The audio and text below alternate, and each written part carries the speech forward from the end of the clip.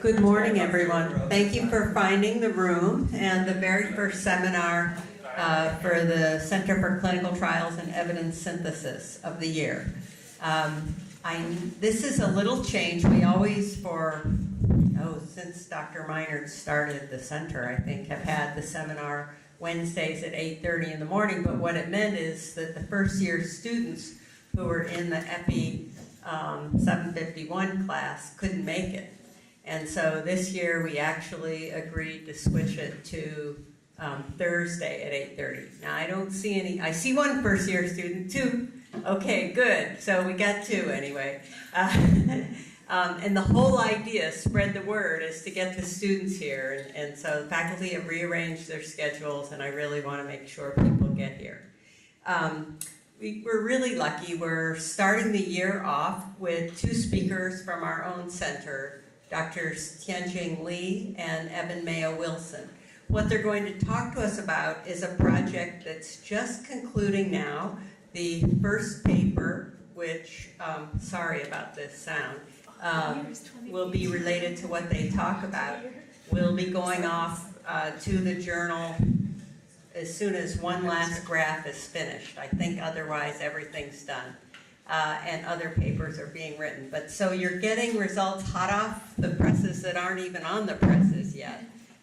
And I think they're really interesting results for the majority of what we do in terms of when there are multiple sources of data, what do you do? Does it make a difference to your meta-analysis? So what we're going to do is split it between two speakers because there were really two parts to this analysis. Who's going first? Dr. Evan Mayo-Wilson is going first, I presume. And I'll give you a little background on him. This is your chance for getting to know the faculty. It's Evan Mayo-Wilson.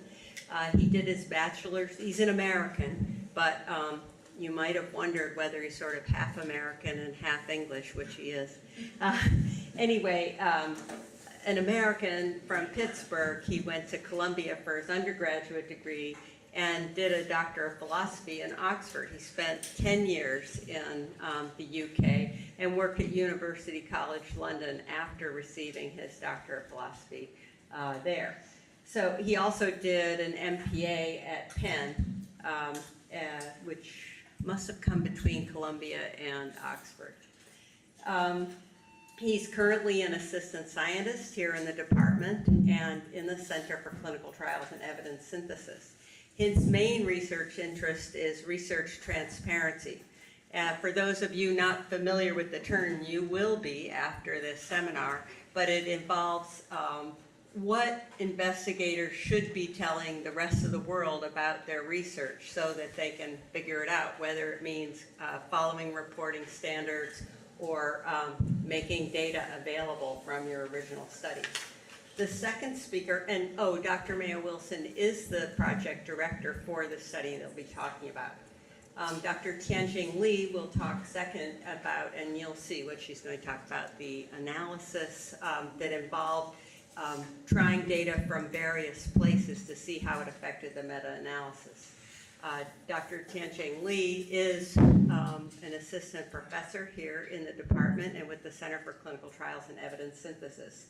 She got her MD from Sichuan University in China and then came to the US and got an MHS in biostatistics and a PhD in epidemiology. She works on network meta-analysis and is co-convener of the Cochrane Group. She is co-director of the US Cochrane Center, and she is on the Center Executive, which is the little executive group of the center directors within Cochrane. She has numerous federal and other grants and contracts and lots of publications to her credit. So I'll turn it over to both of them. Evan.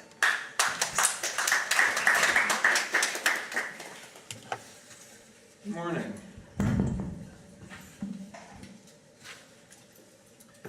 So I'm going to start by telling you a bit about the project and getting a little bit into the analysis, and then Tianjing is going to tell you about the second half of the analysis.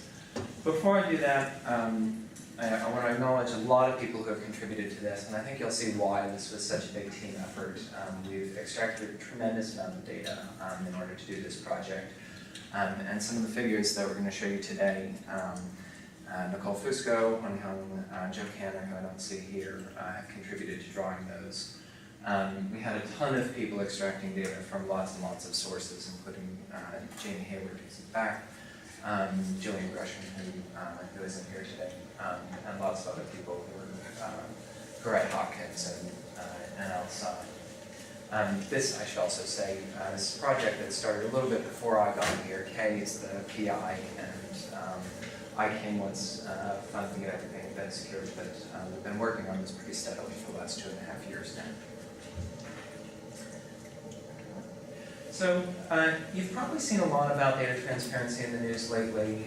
This is one study that caught the public eye because it made big headlines. National Public Radio did a big piece on This American Life about changing people's attitudes towards gay marriage and having all of these canvassers go out. And there was this interesting and novel result that if you talk to these people about political position that was so intractable in previous studies, you could get them to change their minds if you had canvassers who were themselves gay and who could talk about what it meant to them to have gay marriage legalized. And it was a result that a lot of people were heralding as a major change in political science, because you couldn't previously see ways of changing people's opinions about these things.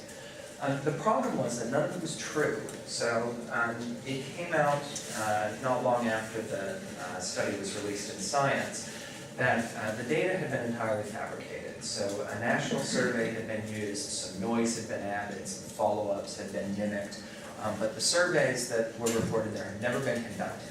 And it was only possible in this case to find out that the surveys had not been conducted and to see that the data had been fabricated because LaCour, who's the author of this, published all of the data and all of these supplements that a graduate student at Stanford was able to go in, reanalyze, and realize that this was a fabrication, that LaCour had mimicked a follow-up analysis using some national surveys.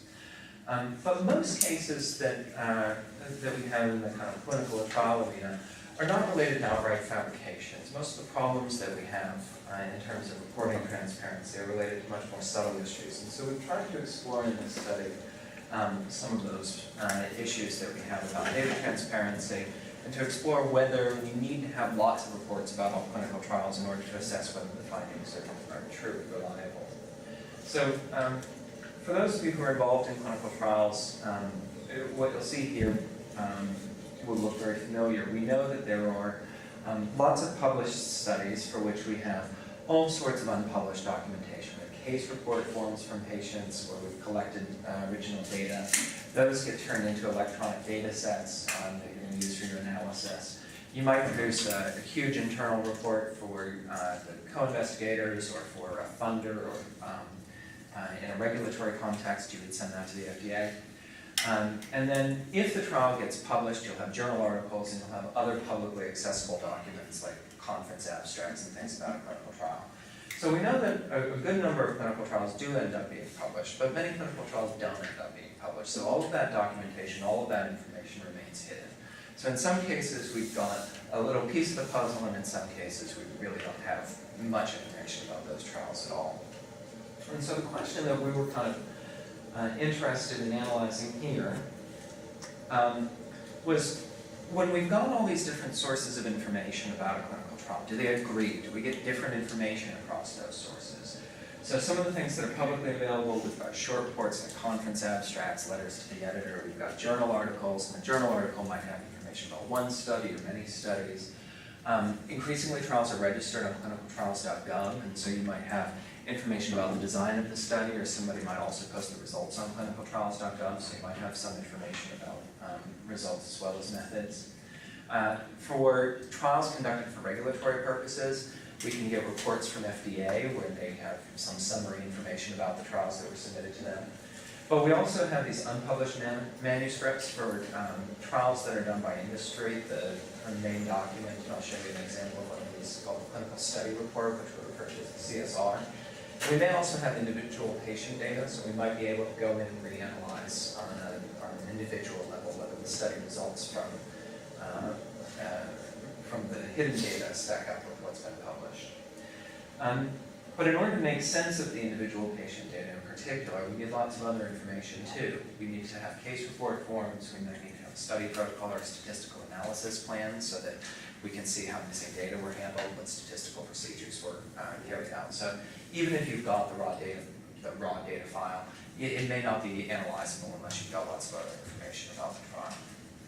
So what we're trying to do in this piece of work is to piece together all of these different reports and see whether we get a coherent message about the results of the clinical trial or about the methods. And if you're doing a systematic review, would you be okay just using a journal article, for example, or would you get the wrong message from reading a journal article about a trial? Do you really need to go to the effort of getting the unpublished data, of reanalyzing the individual patient data, which takes an enormous amount of work? What we knew going into this is that the differences across these sources are probably not random. So we know that statistically significant results, trials with statistically significant results, are more likely to be published than trials that don't have statistically significant results for their primary outcomes. We know that conference abstracts indicate that there are a lot of trials that aren't making their way into a journal article. So not all of the trials that we see presented at conferences get published in full.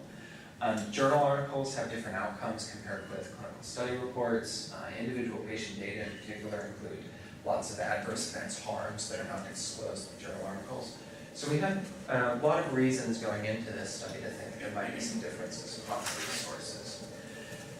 And when we think about doing systematic reviews and trying to synthesize evidence about these sources, across these sources, the kind of major players in this area, the Cochrane Collaboration and the Institute of Medicine and the National Academy, recommend that we use all available sources.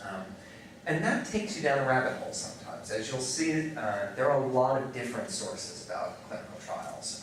And it's probably unrealistic for many systematic reviewers to use all of the available sources, and there might not be benefit in doing so. So one of the questions that we're asking here is, when do we stop? What is enough information about a clinical trial in order to conduct a reliable synthesis?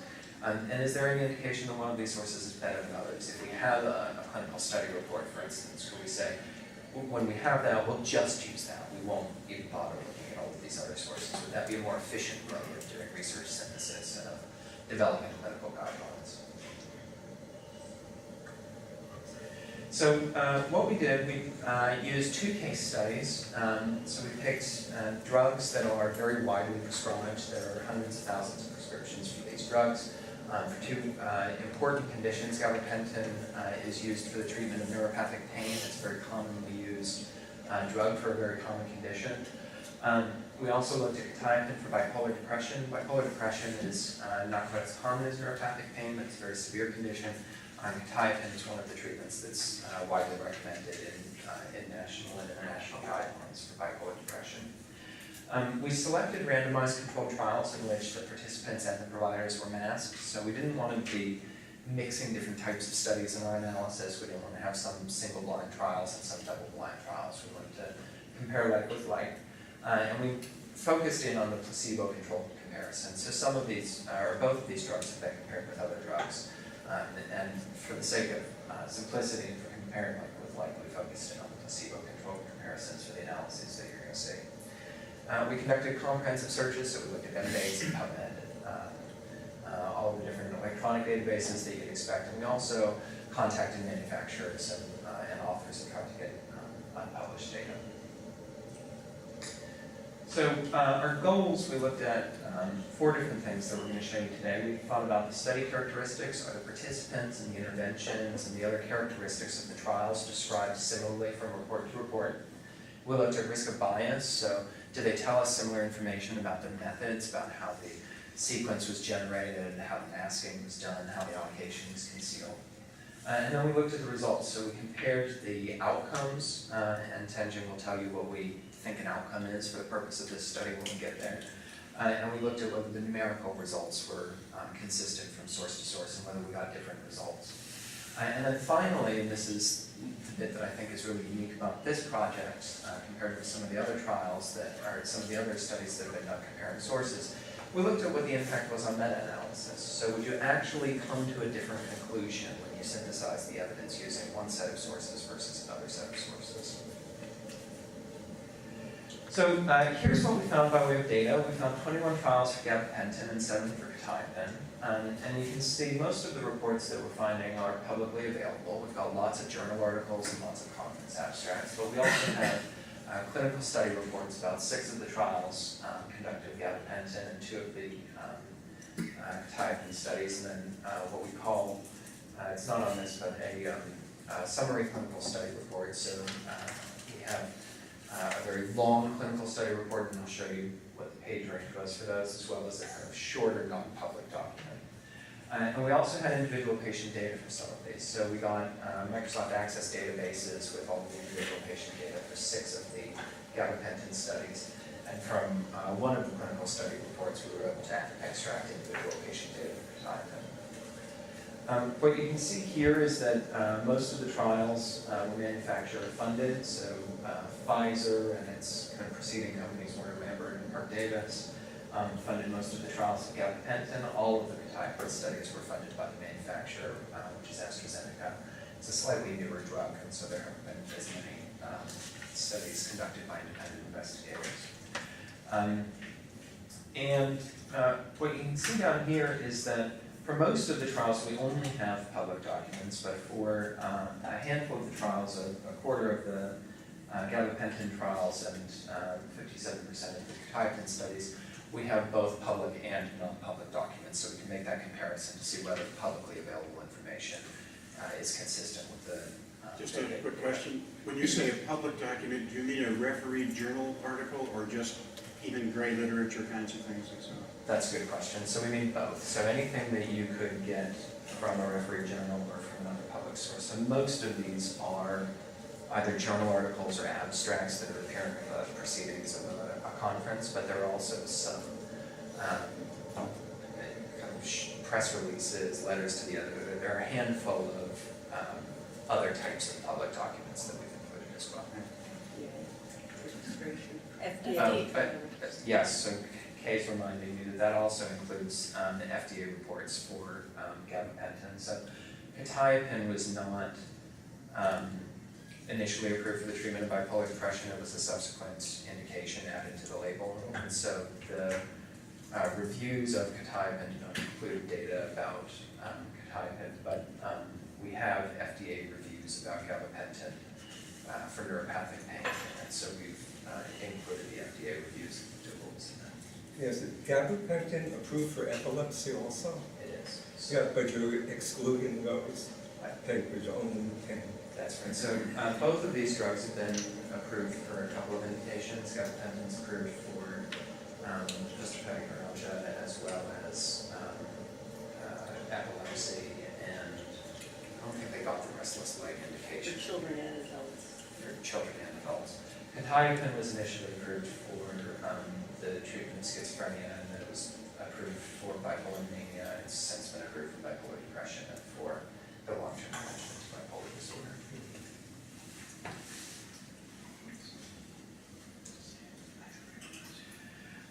So here's a summary of what we have. We have 17 journal articles about one trial. So these are, your typical types of journal articles reporting the results of a single trial.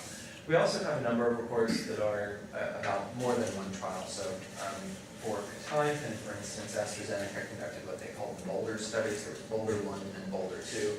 And then they did the Embolden studies, Embolden 1 and Embolden 2. So we have a report about Boulder 1, Boulder 2, Embolden 1, Embolden 2. Then we have a combined report about the Boulder studies, a combined report about the Embolden studies, and then combined reports with the results of Embolden and Boulder. So they've combined these trials in lots of different ways over the years. And that's true of the conference abstracts as well. So the conference abstracts, some of them are about one trial, some of them are about multiple trials. We'll show you some examples of those.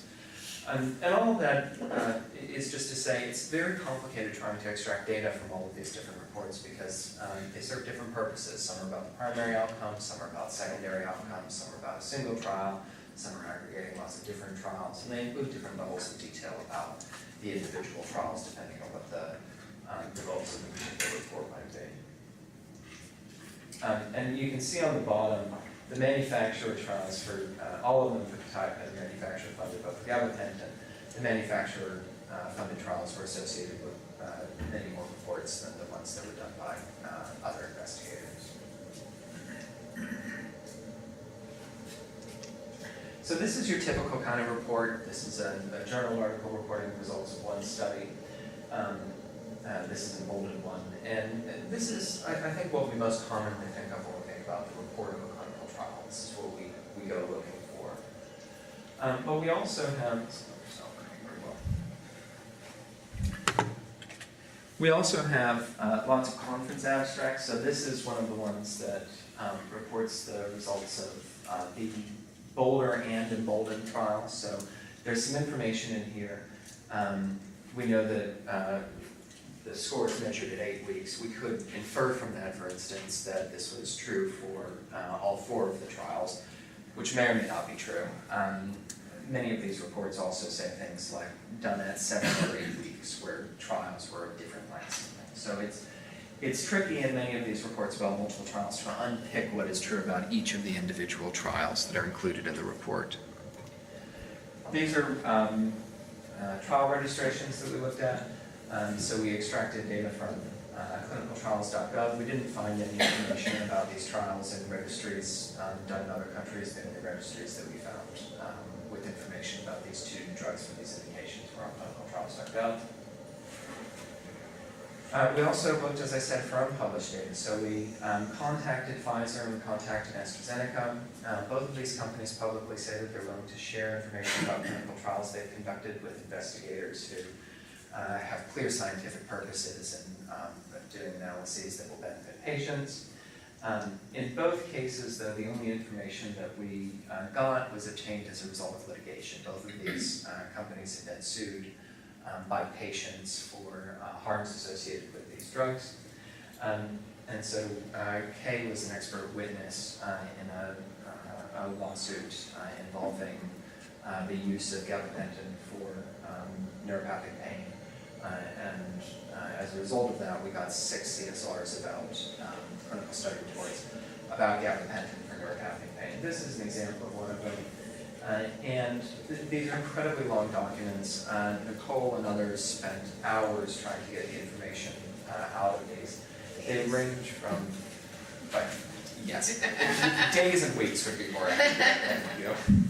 So they range from about 1,300 pages to over 8,000 pages long. The main text of one of these CSRs might be 100 or 150 pages, and then you have thousands of pages of appendices with lots of different analyses, including sensitivity analyses and using different methods of handling the same data. You might also have patient narratives about specific adverse events in the appendices. So there's a tremendous amount of information to go through if you're looking for detailed information about the results of the trial, about the adverse events in particular. And I'm going to talk about the methods. Tianjing will talk about the efficacy analyses from these trials, but getting into the adverse events is going to take even more time, and I hope that in a year's time, less than a year's time, you'll be hearing a presentation from Nicole about the adverse events from these trials, which is the subject of her thesis. We also contacted AstraZeneca to try to get some more information about some of the trials that we were interested in. So we got 2 CSRs about quetiapine for bipolar depression because other people had been involved in litigation and they had posted those CSRs on the internet. So we obtained them there. But then we went back to AstraZeneca and said, we want the CSRs and the individual patient data from the other trials, and we see from your website that you're willing to share them. We spent about 9 months corresponding with AstraZeneca. We said, what we want, and they ignored us for a while, and then we sent them a protocol, and we had a back and forth for a while. And at the end of it, they refused the request for more information about those trials. So we had a few challenges in analyzing the individual patient data. Nicole will also get into these, I'm sure, in some of her later presentations. To give you a quick summary, although these 6 trials that we had individual patient for were conducted by the same company, we had lots of different data structures. So organizing the tables and the information in the same sort of way was a serious headache, and one that Nicole had to struggle through again for days or weeks.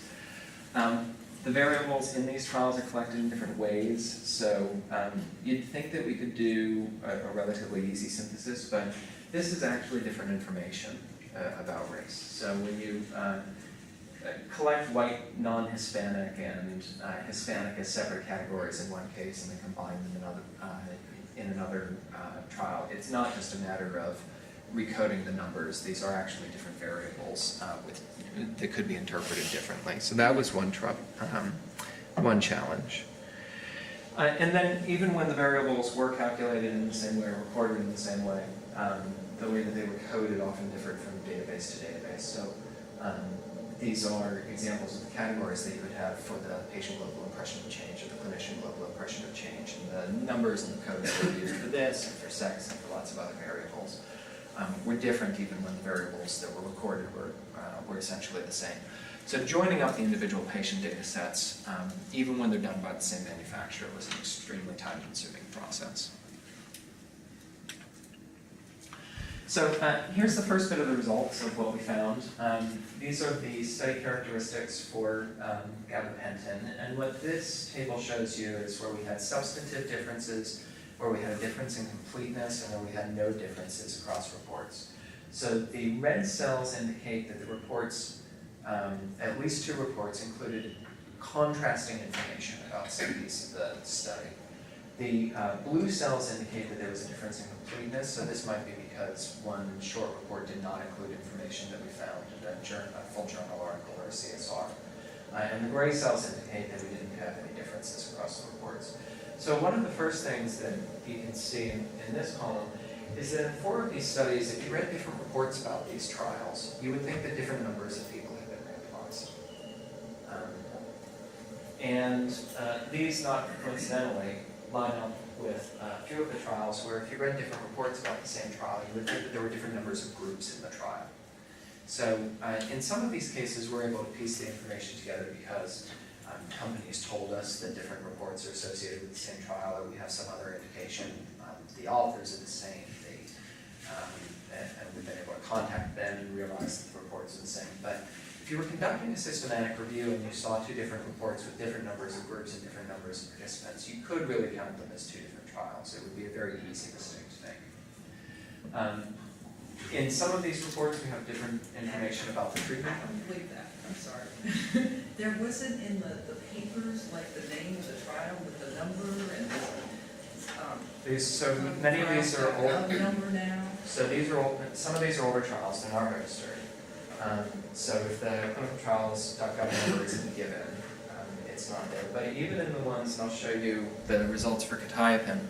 So the quetiapine trials are registered.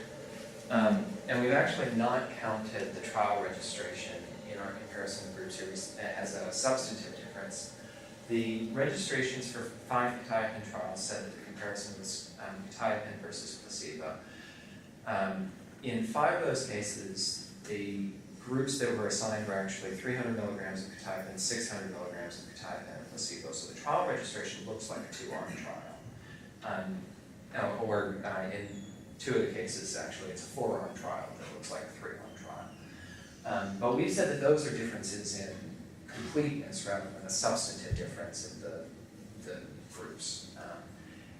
In other reports, they are actually just dropping groups. So they either combine the quetiapine groups into a single quetiapine group, or they entirely drop a group from a report and just treat a report as if it were A versus B, but there wasn't that group C. But don't you think going forward that if you have to register trials in clinicaltrials.gov or someplace, there won't be that problem? You'll be able to tell that the data were from one trial. That's the only point I was saying. Yeah, no, I agree that the registration should leave a better audit trail. In the cases that we looked at here, the registrations were terribly done, and so the registrations were not a very good audit trail. But I think part of this point is that it also shouldn't be necessary for me to go back and audit every report about the trial to figure out that it was a 3-arm study. You shouldn't report that it was a 2-arm study when there was a 3rd arm. All right, I think your arms thing is, a good point. So I don't want to go on. Okay, so we,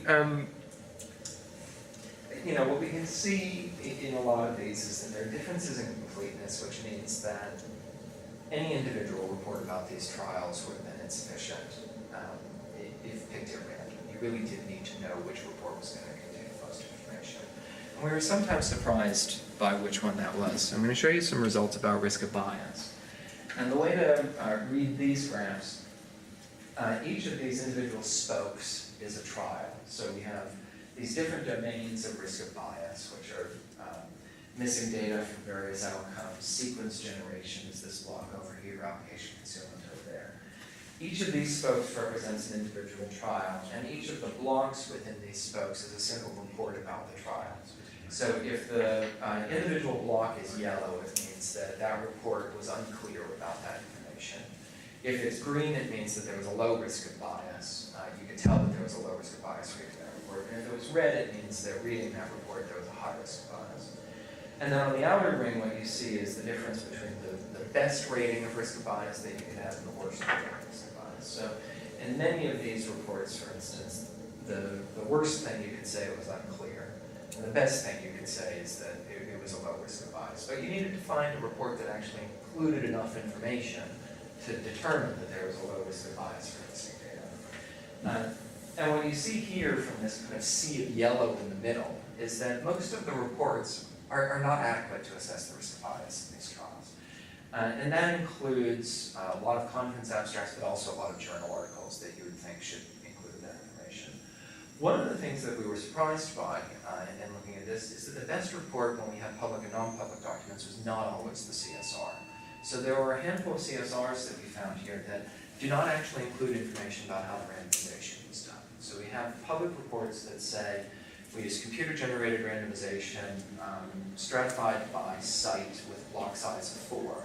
And we can find that information in a journal article, but we can't find that information in the CSR. And we were surprised that that information wasn't there. Many of these CSRs include the statistical analysis plan of the protocol, but the information that you would expect is not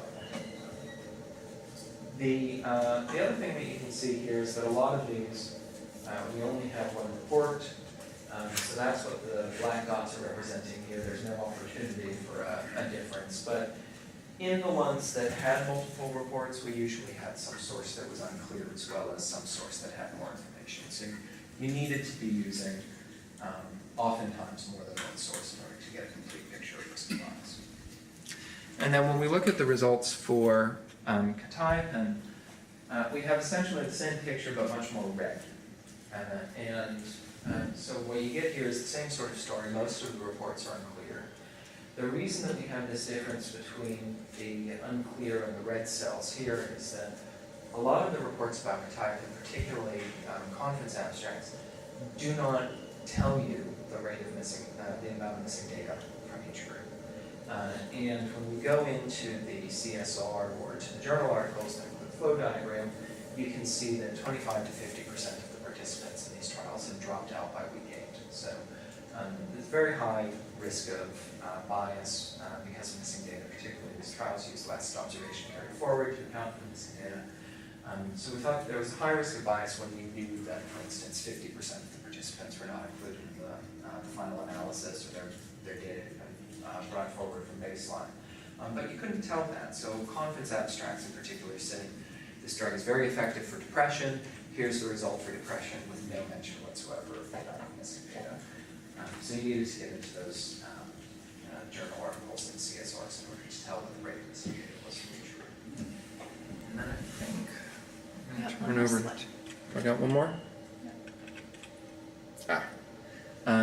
So we've got tons and tons of results.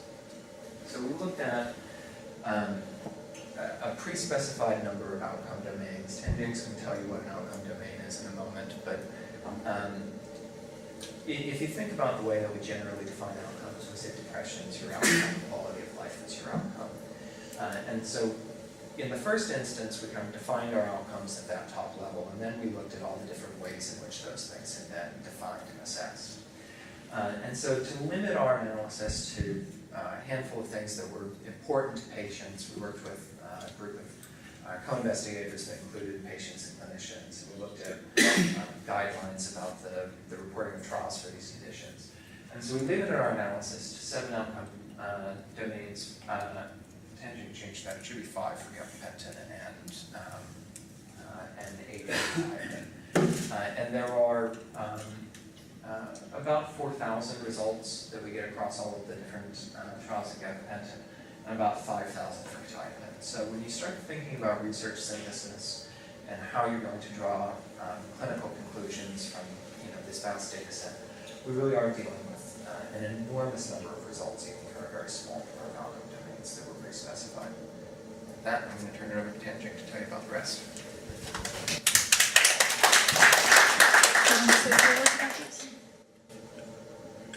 I can't do it. Want me to? Yeah, we can skip. Okay. So I'm going to talk about the second and the third main findings from these projects, and I will be focusing on the outcome and results. And for many of the students in the room, when I'm using the term outcome, what do I mean? And when I refer results, what do I mean? So let's start by looking at the outcome. And this is really the work of Deborah Zarian, who is at the clinicaltrials.gov, and how they define outcome. And Ian Sadanha, who is a faculty here, also has done a lot of work. So I'm using his slide to show you what do I mean by outcome.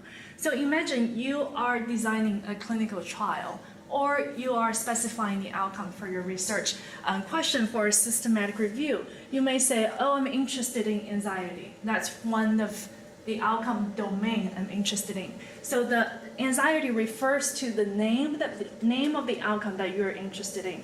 But is that sufficient? And how many different instruments you can possibly use to measure the domain of anxiety? So one of the measurement tools is called the Hamilton Anxiety Rating Scale. And there are hundreds of other scales you can use actually to all of them will be able to measure the anxiety. And now let's think about how we're going to quantify that result, quantify that outcome. Are we interested in the change from baseline? For example, a 20% deduction from the baseline, 30%. So that's sort of, once we have that cutoff, it becomes a binary outcome. So you have to think about whether you're interested in the change from baseline or a measurement at a follow-up time point. And we call that the specific metric. And now, methods of aggregation. If it's a continuous measurement, you could use the mean, use a median. If it's a binary outcome, you could choose a risk or odds ratio or rates, for example. And last bit is a time point. Are you interested in measuring anxiety using this specific instrument as a change from baseline at 6 months or at 12 months? Okay, so those are the 5 elements that will fully define an outcome. So here the outcome, another way to think about it, the way I think about it, is the parameter, the causal effects that a study is trying to estimate. Okay, so it's the parameter you're interested in. You have to have these 5 elements to fully specify an outcome. And now imagine you're doing a systematic review and you say you're interested in anxiety, right? And you have to anticipate. Each trial may use different instruments of measuring anxiety, and they may be measured at different time points. So you would allow a range of differences in any of these 4 of the 5 elements to vary.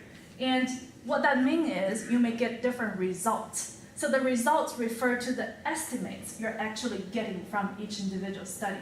So the outcome refers to the parameter you're interested in, and the results refer to the estimate you get from an individual trial. Okay, and why that 5 elements are important? Because any variation in any of those 5 elements is going to end up with a different result, which means a different sets of numbers from a paper. So here's one example. You can see how the number just grows exponentially. If you have 4 domains that you're interested in and measured in 2 different ways, then you end up with 8 possible results. And this number just grows exponentially. And here is what we end up having in our study. So this is a wheel or a wheel of outcomes. And here, this is for gabapentin. And here we have, each color represents the outcome, one outcome domain. So here we have 7 outcome domains. And the first, branches refer to different instruments. So the largest pie is the pain outcome domain. And here are all different instruments you can use, or actually the trials used in their studies to measure pain. For example, it could be ideal pain questionnaire, could be clinical or patient global impression of the pain change, as well as many other measurements. So these refers to different instruments of measuring pain. And here are the different metrics, as well as different ways of aggregation. And here we only showed you the data in the time window of 8 weeks. So we got rid of one dimension of the time already. So now the problem is, if you are a systematic reviewer, or if you are doing a meta-analysis, and you're trying to decide which of these outcomes or which of these results I should be using for my analysis, it's just a mess, right? So let me show you the data. And you have to think about, what can I do to reduce the dimension? Okay, what can I do to reduce the dimension of analysis so that I end up with, hopefully, a summary statistic or summary result that you can convey, does this intervention work for pain, for measuring, for controlling pain? So one of the ways that we could use is, let's focus on all the continuous measurement. And although all these instruments are different, but if we use effect size or standardized mean difference, we might be able to get rid of the different instrument, okay? So this is what we did. Here are the results from our studies that pain outcome. And the measure is standardized mean difference. And here is the value of now, okay? And each block represents the results from one trial. And as you can see, for the first trial, there are multiple data sources. So each color or each row is the results from one particular data source. And here I'm showing you the results with both the point estimate, meta-analyzable results, meaning that we have both the point estimate and some measurement of the precision. And on this graph, each little dot represents the point estimate. And what you see here is there's a huge variation, both within and between data sources. And again, these are the all pain outcomes and at the 8 weeks time window. So if you are reading this plot and trying to figure out whether this drug works, so here's what I would probably say. Well, this drug works if you're looking at the first trial, and it works particularly well if you're reading this trial using the CSR by pointing out that point estimate. Or you could conclude that, if you're reading the journal article from this trial, it may not work. Okay. So that's what you're going to conclude. There's a huge variation both within and between data sources. And if you were to do a meta-analysis, what you would do is to pick one set of number from each trial, right? And put them together into a meta-analysis. So what is the best case scenario? Or which meta-analysis will show that the drug works really well? You would pick, the most extreme results from each study and put them into a meta-analysis, right? And the meta-analysis that shows this drug probably doesn't work very well is you pick the smallest estimate from each study and put them together in a meta-analysis. And what you may also notice that we also have a bunch of trials that just don't give us any data on the pain outcome. Again, these are all gabapentin trials, and pain is an outcome domain for every single one. But here we have a set of trials that don't give us any data. So even we had this much data, and we couldn't do a meta-analysis including every single trial. So this block of trial, the data are pretty much wasted. They're not useful for meta-analysis. So now the question is, we have a lot of data, and we want to draw some summary conclusions about how well these drugs work for controlling pain. And what would you do? Okay, so that's a question Dr. Lewis asked me at the beginning of the talk. Is there a single answer to the question? So we're trying to find out the single answer to the question. If we were to pick one set of results from each study, we could conduct more than 34 trillion meta-analysis. Okay. So what does it mean? If I pick one estimate from this study, then I have more than 100 possibilities from other studies. And if I were to do that, I would have to do more than 34 trillion meta-analysis. most systematic reviewers would have a pre-specified rule of, let's say, we're going to go with this priority order of instrument we're going to use, and we're going to analyze change from baseline if they have that data. So they would have a pre-specified rule for picking the data, but then you're only using one set of numbers from each study, so you're wasting a lot of information that's out there. Or you could do sensitivity analysis. Let's say I have a pre-specified rule, but if I could do a bunch of analysis to see whether that results are robust. Again, once you have 34 trillion possibilities, those two options are not quite useful. So what we decided to do is to do a resampling based meta-analysis. And what does it mean is, we're going to, for each meta-analysis, we're going to randomly pick one set of number from each trial. So that set of number could be journal article, could come from IPD, could come from CSR, or FDA review. So we're going to pick one set of number for our meta-analysis, for each meta-analysis randomly. And we're going to do that many, many, many times. We're going to resample that. We're going to do that many, many times. And here we did it for 10,000 meta-analysis. And now we're going to plot the density distribution of the meta-analysis results. So for each of the meta-analysis, you're going to end up with a point estimate and then some measurement of the precision, the 95% confidence interval. And now we're plotting the density distribution of that meta-analysis result. So here the plot shows you the center or the mean of the meta-analytical results. And then the two shadows here reflects the lower and upper distribution for the lower and upper 95% confidence interval. So for each of those meta-analyses, do you account for the source in the weighting of the estimate? No, not for the primary analysis. No. Yeah, so each data point here has equal probability of being picked. Okay.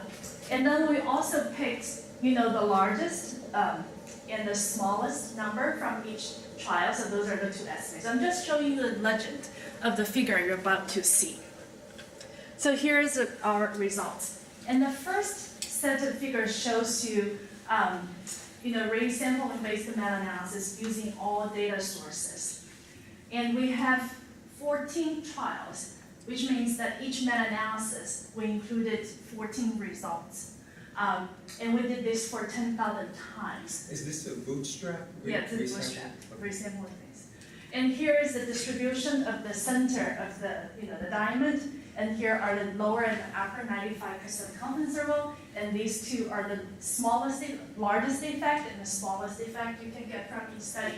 And we have the null value here of 0, and again, this outcome is standardized mean difference. So what this shows us, if you just focus on these analysis, right?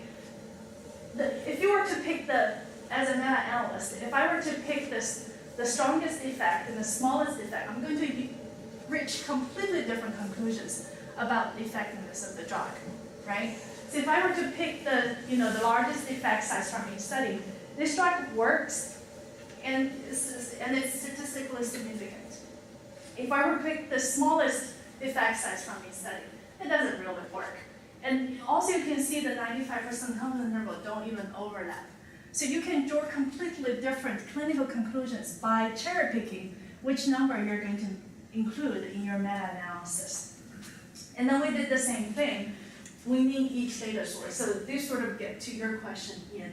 If you were to use journal articles alone without using data from any of the other data sources, here's the distribution. And if you were to use the FDA reports only, and this is the distribution. So by looking at the center of the distribution, you will see that the FDA data showed you a bigger effect size than some of the other data sources. And this is because those were the two trials used for getting the indication. So that's the, on-label sort of trials, and all the others could be on slightly different conditions. So this is our result of the impact of different data sources on meta-analysis.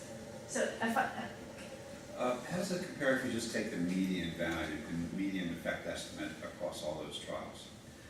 median, that's a very good question. We haven't done that yet. My guess is we're quite close to the median of that. Yeah. So if you were to draw if you want a single conclusion, I would say probably these drugs works, and the magnitude of the clinical effect is around, minus 0.3. Is that very important? Perhaps not. And just a quick comment, it's fabulous. These curves are all a little more spread out than you might actually want, because they don't account for the variability of the estimate in that curve. And so you might even have a situation where the information looked very much more diffused just because the studies were a little less precise, not for any inherent reason. So there are ways to fix these up to control that excess variability, and we can talk about that if you want. Yeah, we should definitely talk about that. So I think it's a quite neat way to get around the problem that you have multiple results from different reports and show, what is our best guess of the effects. So in summary, the MODS findings, most trials were associated with multiple reports. Information about study characteristics was unclear in most of them. We have seen disagreements in terms of the number of participants randomized, in terms of how many groups there are or arms there are in each study. And most of these reports did not give us complete descriptions related to the risk of bias. CSRs included more outcomes than any of the published reports, and we're only showing you the results on efficacy, and Nicole is analyzing the safety. So from there, the preliminary results have shown that CSRs included many more safety outcomes than any other reports. Many public results were not meta-analyzable, meaning that they don't give you point estimate as well as some measurement of precision. And the results varied by outcome source and could change the statistical significance of our meta-analysis. So what are some of the implications for open science? We felt that the conference abstracts were only useful for identifying trials that were not reported elsewhere. So we know that these conference abstracts, many of them are not peer-reviewed, could be reporting preliminary results from trials, and they have introduced a lot of heterogeneity and inconsistency in what we see. And journal articles were broadly consistent with the CSRs, but each source sometimes contained information not found in other sources. As Evan has given you example that the CSRs don't really describe methods in greater detail than some of the journal articles. And the CSRs and IPDs contain the most results data. So if you want to know the effectiveness of the intervention as well as the harms, you should go to CSRs and IPDs. But IPD alone did not include enough information to understand and interpret the data. So for some of the IPDs we don't even have the code book. And you have to really read other sources of information to understand, sex really means sex and how they were coded as 0 female or 0 male. And obtaining and analyzing non-public sources is time-consuming and requires expertise. So don't underestimate. I don't know. I feel like the whole open science is just open another box of worms for a meta-analyst. I don't know, more data is really a good thing or just too much trouble. When multiple sources are available, the results of meta-analysis and systematic review may be sensitive to the data source, as I have shown you in terms of meta-analysis. And the data sharing solves some problems while introducing new ones, a lot of challenges that we have encountered. We do not know whether it is possible to reach accurate conclusions using only a few public sources, and multiple sources or multiple definitions of outcomes could allow cherry picking. So the cherry picking could be on the sponsors or the investigator side. They choose the significant results to report. And here I showed you, if you were a really smart meta-analyst, you could also cherry pick what you want to meta-analyze. You could show, very favorable results or non-significant results. And data sharing standards may help, but we're not there yet. So I guess the one take-home message is what a mess. I think our way of analyzing all different results are quite neat. And for students, I think you have to understand the definition for outcomes and how you have to really specify outcomes in your own work.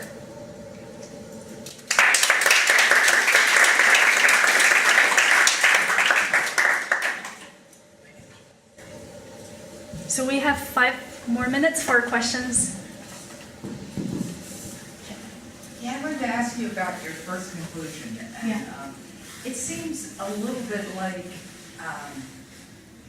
isn't that the point of meta-analysis? To bring all these different sources together? So, it seems a little bit like an oxymoron or something. Do you want to respond? Sure. So, I mean, I think one thing that Tianjing said, and Ian has shown this before, is that we now expect trialists, when they register a trial, to define an outcome using all of those 5 elements. And Ian and Tianjing and others have looked at systematic reviews and shown that systematic reviewers typically don't do that.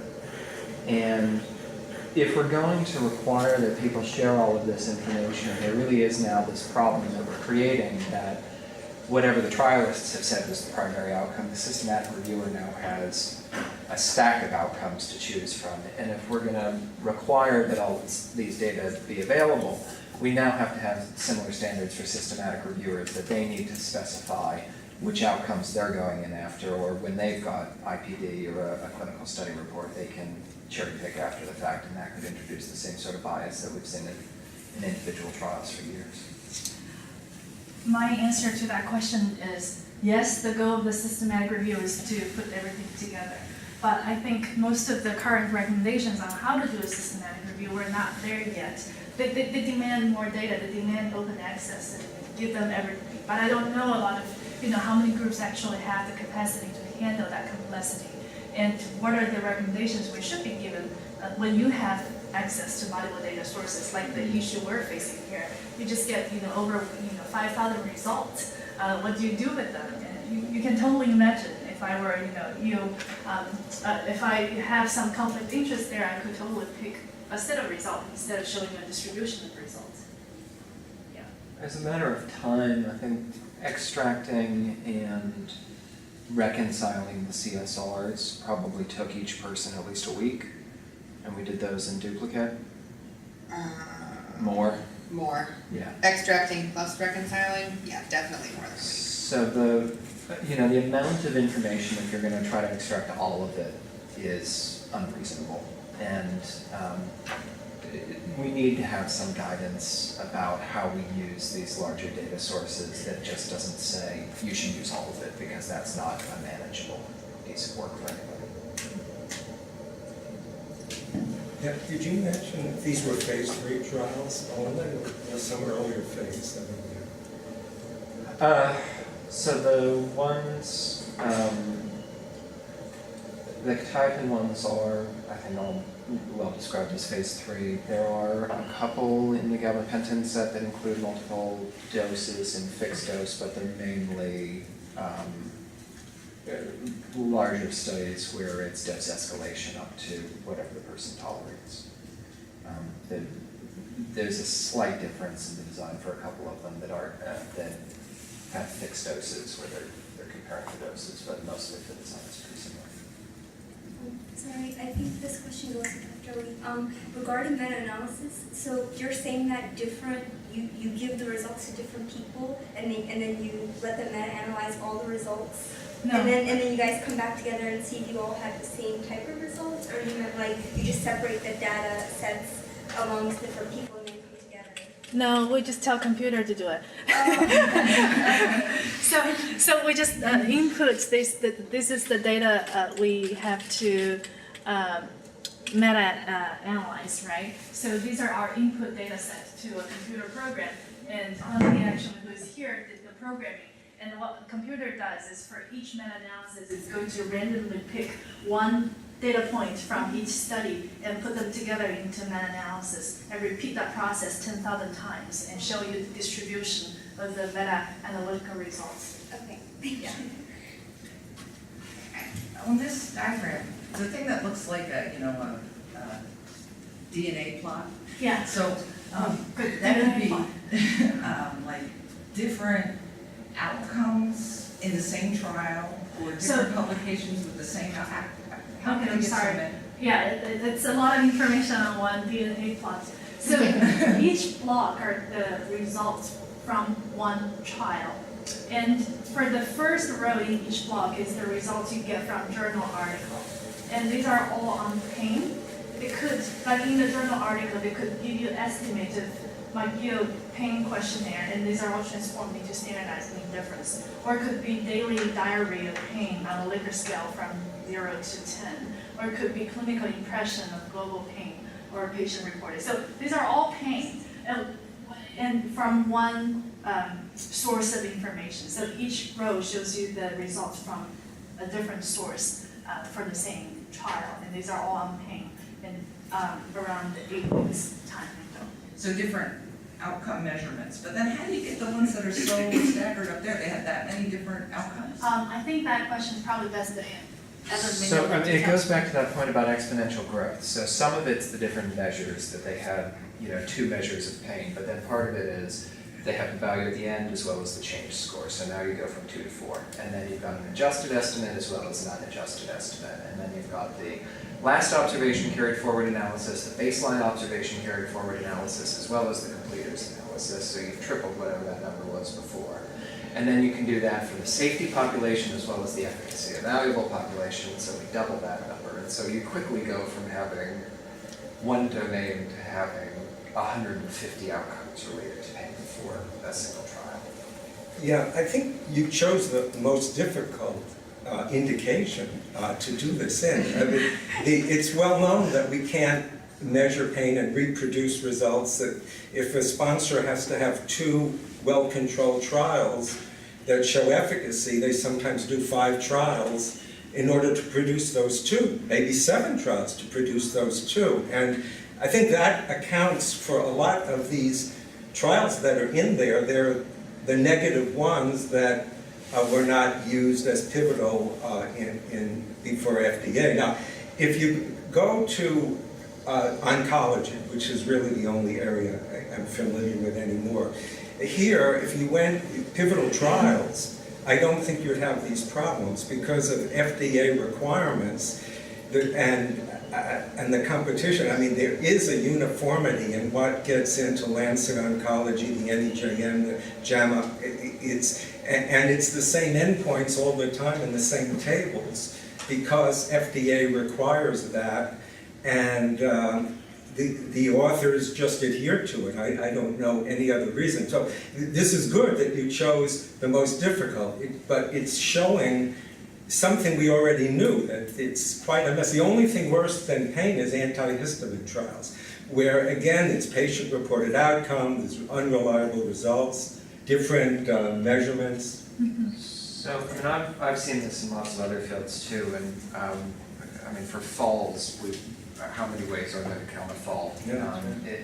A lot of the outcomes that we see in clinical trials, I think, do have this property.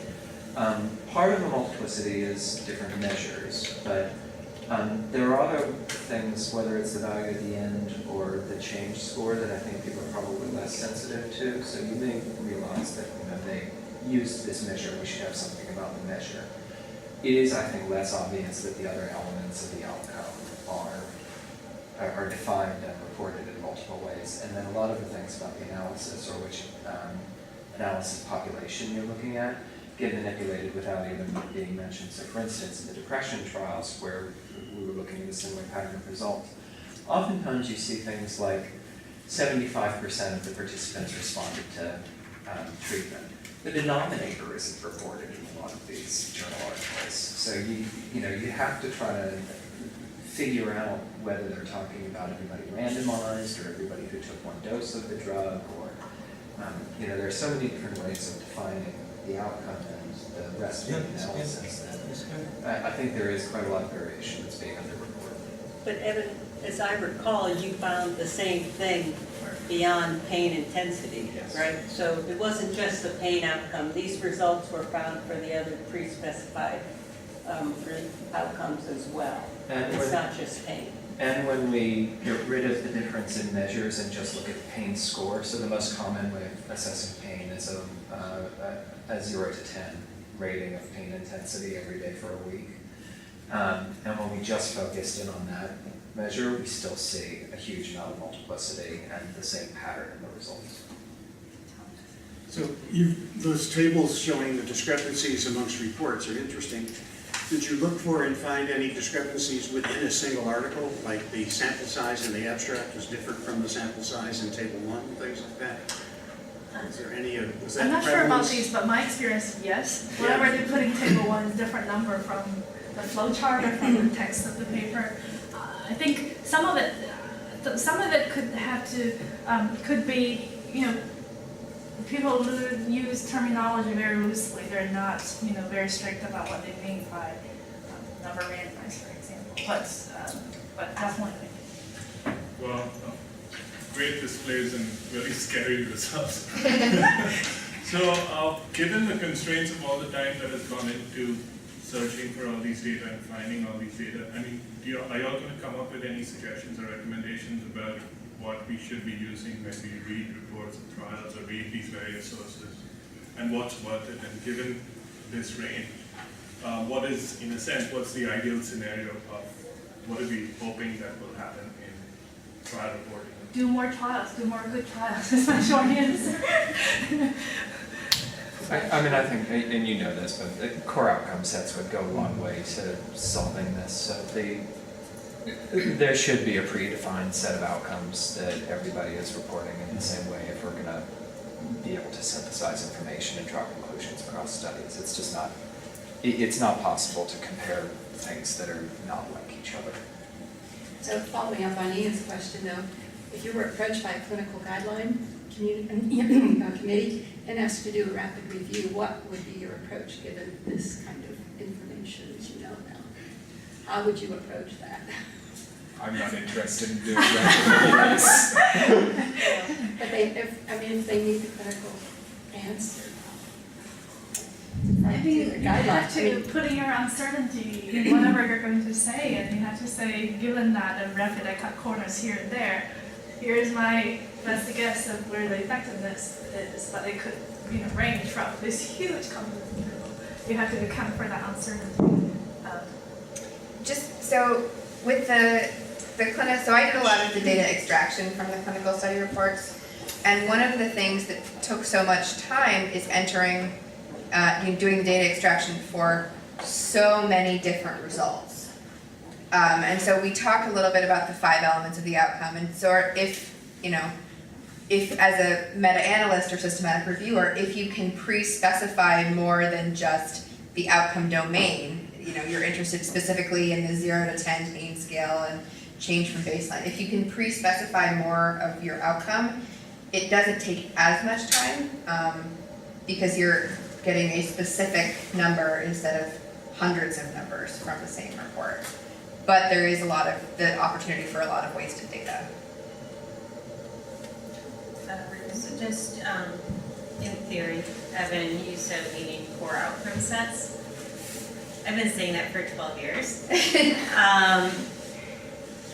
Do you have any idea how that's ever going to be implemented? I mean, I do a lot of obesity research, and everyone does it different, so it's almost impossible to analyze it. That's the big question. How do we There's get no there? answer. Everyone wants to measure it differently, so we're looking at different metrics. I think it's funny, people argue that, the trials have different purposes and we should be able to measure different things. And nobody's trying to stop people from measuring additional outcomes. But if you're doing a study on pain, these trials that don't report pain outcome, come on guys, right? This trial about neuropathic pain, you're not reporting meta-analyzable data related to neuropathic pain. How these get to publications is beyond. This is just That's the other big it's an question. unacceptable state of affairs. I mean, the depressing thing is things haven't gotten much better in 30 years or so since in the mid-80s, 1980s. The NEJM and others had calls for reporting standards to at least, report, not necessarily that you did it well. It seems like the discrepancies are just about as great now as they were 30 years ago. At least in this domain. I think cancer's probably better. So. Given the interest of the time, we will be here, so if you have more questions, can you come to us? Thank you. Thank you.